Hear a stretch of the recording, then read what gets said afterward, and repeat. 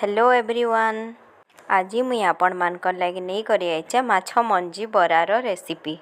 आपण माने तो मोर शॉर्ट वीडियो रे देखिथिले मैं माछ मंजी बरा बनै थिली। आज जानमा तार पूरा प्रोसेसटा।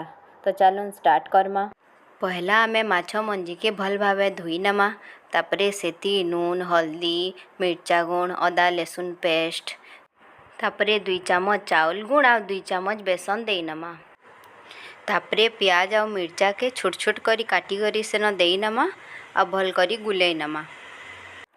तापरे गुटे कढ़ई रे तेल गरम करिकी ताहाके छोट छोट बरा करी करी ताहाके गोल्डन ब्राउन हेबार जाक छानमा।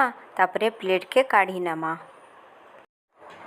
तापरे तार उपरे प्याज टिके काटी करी पकेई दमा। आमे बनेइथिलु ये तो बहुत भल लागुथिला।